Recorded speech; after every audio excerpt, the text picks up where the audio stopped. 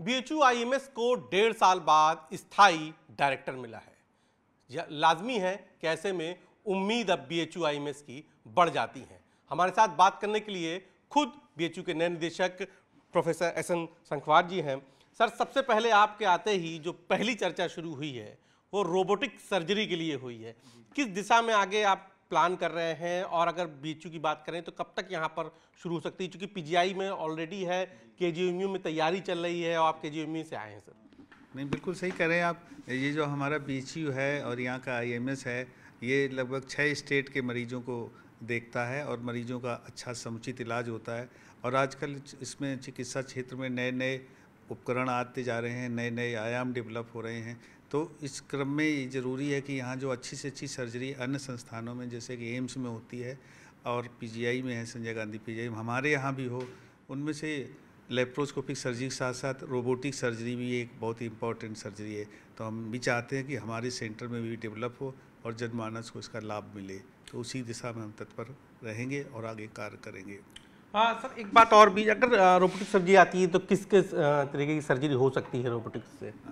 Robotic surgery ज़्यादातर जो है एक बहुत ही रिफाइंड वे में रोबोट से सर्जरी की जाती है और ये यूरोलॉजी के जो ऑपरेशंस होते हैं उसमें बहुत कारगर होती है। इसके साथ साथ नाक कान गला के ऑपरेशन हैं और हार्ट के ऑपरेशन हैं, आंतों के ऑपरेशंस हैं, यहाँ तक लंग्स के ऑपरेशंस वगैरह भी रोबोट की सहायता से अच्छे से किए जाते हैं। गायनिकोलॉजिकल सर्जरी है, उसमें भी इसका उपयोग होता है। तो काफ़ी अंगों में इसका उपयोग होता है और सर्जरी बहुत ही प्रिसाइज वे में होती है। मरीज़ जल्दी ठीक हो जाता है और घर जल्दी चला जाता है। तो इस तरह से ये बहुत ही लाभदायक है। क्या सर, अगर हम उसकी बात करें कि ये आसान है, तो क्या सर बजट के लिहाज से भी ये अनुकूल होती है क्या? हाँ, बजट के लिहाज से थोड़ा खर्चीला ज़रूर होता है, लेकिन इंसान के शरीर के लिए अगर अच्छे से अच्छा इलाज थोड़ा खर्च भी हो जाए तो कोई नहीं, उस पर ध्यान दिया जाता है।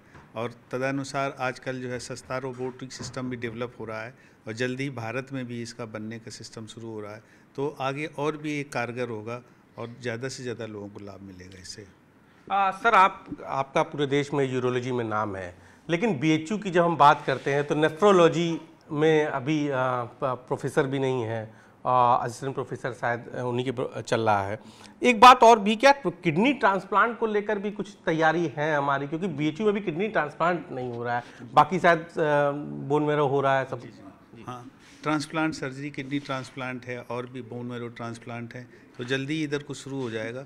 दोनों विभागाध्यक्षों से मैंने बात की है, तो हम दोनों लोग बैठ करके आगे का मसौदा तैयार करके लगभग पहले की तैयारियां ही हैं, उन तैयारियों में और थोड़ा बहुत जोड़ करके जल्दी से ही हम लोग अंग प्रत्यारोपण के कार्य को आगे बढ़ाएंगे। एक बात और भी सर, अक्सर बीएचयू में चूँकि अब शिकायत रहती है कि यहाँ पर जो आईसीयू हैं उसके बेड कम है। हालांकि जब बीएचयू गिनाता है तो वो सब डिपार्टमेंट से गिना देता है, लेकिन वो मतलब वो बेड गिनती में भले ही कितनी आओ, लेकिन जो कंफर्ट जोन होता है, मतलब आसानी से मिल जाना, बहुत लंबी वेटिंग है। तो क्या आईसीयू के बेड बढ़ाने पर हमारी कुछ चर्चा चल रही है? हाँ, बिल्कुल, आईसीयू के बेड बढ़ाने पे भी चर्चा चल रही है। और ईआरसीपी करके एक प्रोग्राम था जिसके तहत बाल विभाग में और मेडिसिन विभाग में बेड बढ़ाने का प्राविधान है। इसमें पीडियाट्रिक विभाग में तो कुछ बढ़ भी गए हैं, मेडिसिन विभाग में भी जल्दी बढ़ेंगे। और इन टोटल आईसीयू के बेड बढ़ाने का प्राविधान है ताकि जो सीरियस मरीज होते हैं जिनमें ज़रूरत होती है आईसीयू की, वेंटिलेटर की, उनको भी वेंटिलेटर और सुविधा मिल सके। तो इस पे भी तत्परता से आगे कार्य का प्लान बन रहा है, आगे कार्य होगा। सर, यूरोलॉजी के साथ ही साथ आपका जो नाम है वो पुरुष जो है नपुंसकता में भी है, तो क्या उस दिशा में भी बीएचयू में कुछ अब नया होने जा रहा है? कोई विभाग या जिस तरीके से कोई रिसर्च के क्षेत्र में कुछ नया होने जा रहा है क्या बीएचयू में आप आए हैं तो? जी जी, बिल्कुल आपने सही कहा। हम जो है उसमें यूरोलॉजी के साथ साथ पुरुष नपुंसकता, बांझपन, इसके इलाज में भी थोड़ा जानकारी रखते हैं। तो यहाँ पर जो है एक स्पेशल ओपीडी वगैरह भी चलता है, तो हम उसमें भी अपना योगदान देंगे और ओपीडी में भी बैठ करके मरीजों को देखेंगे और यथासंभव हो सके तो ऑपरेशन भी करेंगे ताकि यहाँ के आसपास के मरीजों को भी सुविधाओं का लाभ मिले और उनको अच्छी सी इलाज में जल्दी से कारगर सिद्ध होते हुए भी ठीक होता रहे सब। सर, एक सवाल और कि चूँकि अब यहाँ पर जब आप आए हैं तो आपके साथ डायरेक्टर के साथ एक भूमिका और जुड़ जाती है, आयुर्वेद डिपार्टमेंट्स की भी भूमिका जुड़ जाती है।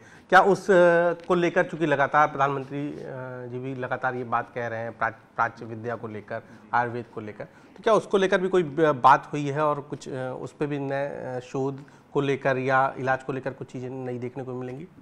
बिल्कुल, जो अत्याधुनिक आयुर्वेद की विधाएं आ रही हैं तो उनमें भी हमने वहाँ के विभागाध्यक्ष लोगों से बात करी, वहाँ जा कर के और राउंड ले कर के जो अच्छी से अच्छी आयुर्वेद की नई विधाएं आ रही हैं उनको भी हम यहाँ पर डेवलप करेंगे। ये माननीय प्रधानमंत्री जी का क्षेत्र है, यहाँ पर हम लोग सभी तरह की विधाओं को आगे बढ़ाएंगे और आयुर्वेद विधा एक हमारी बहुत पुरानी विधा है भारत की, उसको आगे ला करके इसमें इलाज काफ़ी कारगर होता है, बस थोड़ा समय लगता है, तो उसको भी आगे बढ़ाने का कार्य हम लोग करेंगे।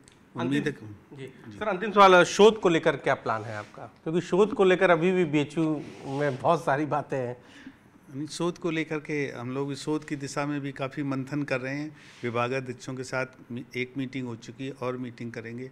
यहाँ डीन रिसर्च साहब के साथ भी बैठक करके हम लोगों ने कुछ प्लान करें, जैसे कि एक्स्ट्राम्यूरल प्रोजेक्ट होते हैं आईसीएमआर और जगह से कुछ वो प्रोजेक्ट लाएंगे और दूसरी यूनिवर्सिटीज़ हैं उनसे एमओयू वगैरह करके और भी शोध कार्य को आगे बढ़ाएंगे और जो छात्रों को भी शोध में आगे लाने का प्रयास किया जाएगा, ताकि कुल मिला के छात्र, नर्सिंग छात्र, हमारे रेजिडेंट डॉक्टर, फैकल्टी मेंबर दूसरे संस्थानों में जाएं, वहाँ की देखें स्थितियाँ और अपने यहाँ करके उस पर शोध करें। साथ ही साथ जो हमें बाहर और एमओयूज वगैरह जो साइन होते हैं, कुछ वहाँ से ग्रांट मिले, उस ग्रांट की सहायता से नए नए शोध कार्य हों, क्योंकि बीमारियाँ तो नई आती जाती रहती हैं। इन्फेक्शस डिसीज जैसे एक बहुत बड़ी प्रॉब्लम होती जा रही है, उस पर भी शोध का कार्य करने का हम लोगों का प्लान है। सर बस अपनी बात तो खत्म करूंगा एक अंतिम सवाल से और कि पिछले दिनों जिस तरीके से बीएचयू में हड़ताल चली, 5 दिन हड़ताल चली, मरीजों को, परिजनों को बड़ा परेशान होना पड़ा, तो क्या सर इस तरीके की भी अब हम लोग कोई चर्चा कर रहे हैं कि भविष्य में ऐसी दिक्कत ना हो? चूँकि बीएचयू में अब जो नाम आता है, आप कहीं पे सर्च करिए तो बीएचयू में बवाल, बीएचयू में हंगामा, बीएचयू में डॉक्टरों की हड़ताल, क्या इन सब पैनिक को भी खत्म करने के लिए हम कुछ सोच रहे हैं? कोई चर्चा हुई है हमारी? हाँ, इस पर भी हड़ताल के बारे में भी पता चला, हड़ताल से संबंधित बिंदुओं पे भी चर्चा हुई। अब हड़ताल जो किन कारणों से होती है उन बिंदुओं तक जाना है और यही है कि जिन कारणों से हड़ताल होती है उन पर मंथन करके उन कारणों को हटाया जाए। साथ ही मैं अन्य लोगों से अनुरोध करना चाहता हूँ कि डॉक्टर को धरती का भगवान कहते हैं, ऐसा नहीं कि एकदम से मारपीट करने लगो। कोई दिक्कत आ रही है तो उच्च अधिकारी हैं उनसे बात करो, सहूलियत नहीं मिल रही है तो आप उच्च अधिकारियों को बताएं, सहायता लें। मारपीट बिल्कुल नहीं करना चाहिए। तो जो कम्युनिकेशन गैप जैसा है तो हम कोशिश करेंगे उसको पूरा करें और परेशानियां जान करके उनको दूर करें। कोशिश करेंगे कि आगे कोई हड़ताल ना हो, अच्छी से अच्छी चिकित्सा सुविधा सभी को मिले। तो आपने सुना हमारे साथ बीएचयू आईएमएस के नए डायरेक्टर थे एस एन कुमार जी, जिन्होंने बताया कि क्या प्लान है। सबसे जो बड़ी बात है कि अब चर्चा है कि बीएचयू में रोबोटिक सर्जरी होगी और इस दिशा में काम शुरू भी हो गया है। साथ ही साथ भविष्य में किडनी ट्रांसप्लांट को लेकर भी बीएचयू में सुविधा शुरू हो जाएगी। लगातार सभी विभागाध्यक्षों से बात की जा रही है और जल्द ही इसको अमल में लाया जाएगा।